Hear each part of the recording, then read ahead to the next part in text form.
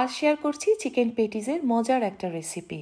Puff pastry ছাড়াই frozen পরাটা দিয়ে এই রেসিপিটি আজ বানিয়ে দেখাবো।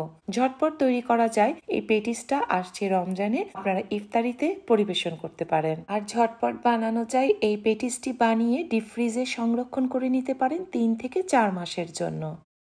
চুলাতে একটা ফ্রাই প্যান বসিয়ে নিয়ে এতে 2 টেবিল চামচ রান্না করার তেল আর আধা কাপ কুচানো পেঁয়াজ দিয়ে দিলাম। পেঁয়াজটা একটু ভেজে নিয়ে এতে 1 চা চামচ করে আদা রসুনের পেস্ট দিয়ে দিলাম। এবার এটাকে 1 থেকে 2 মিনিটের জন্য একটু ভেজে নিচ্ছি। এবার এটাতে দিয়ে দিচ্ছি ফ্রোজেন কর্ন আধা কাপ পরিমাণে, কুচানো কাঁচামরিচ দিয়ে দিলাম আর দিচ্ছি স্বাদ মতো লবণ। এখন চুলার আঁচ মিডিয়ামে রেখে 2 থেকে 3 মিনিটের জন্য সবকিছু একটু ভেজে নিচ্ছি। দিয়ে দিচ্ছি 1.5 কাপ পরিমাণে শেডেড চিকেন। চিকেনের বুকের মাংসটাকে আগেই লবণ দিয়ে বয়েল করে নিয়েছিলাম।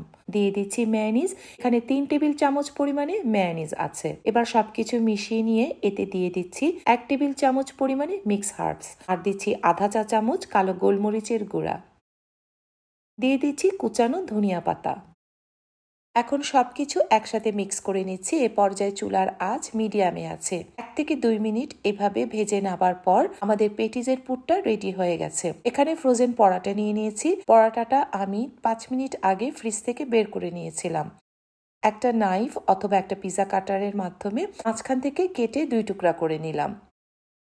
এবার অর্ধেকটা পরাটা নিয়ে নিলাম আর ভিডিওতে যে দেখতে পাচ্ছেন এভাবে করে ভাঁজ দিয়ে একটা সাইড আঙ্গুল দিয়ে চেপে বন্ধ করে দিলাম। এখন ভেতরে চিকেনের পুরটা দিয়ে দেব। এখানে আমি 2 টেবিল চামচ পরিমাণে চিকেনের পুরটা নিয়ে নিলাম আর 2 হাত দিয়ে চেপে পেটিসের মুখটা বন্ধ করে নিলাম। আর একটা কাঁটা চামচের সাহায্যে পেটিসের মুখটা এভাবে সিল করে দিলাম। আমি এখানে ট্রায়াঙ্গেল শেপে পেটিসগুলো বানিয়ে নিয়েছি। আপনারা পছন্দ অনুযায়ী শেপ দিয়ে পেটিসগুলো বানিয়ে নিতে পারেন। চুলাতে হাঁড়ি বসিয়ে তেল গরম করে নিয়েছি। তেলটা এখানে মিডিয়াম লো ফ্লেমে আছে আর পেটিসগুলোকে এখন হালকা বাদামি রং করে ভেজে নিচ্ছি। হয়ে গেল অসম্ভব মজার ক্রিস্পি চিকেন প্যাটিস। আপনারা যদি চিকেন খেতে না চান, ভিতরের পুরটা সম্পূর্ণটা ভেজিটেবল দিয়েও তৈরি করে নিতে পারেন অথবা এগ দিয়েও তৈরি করে নিতে পারেন।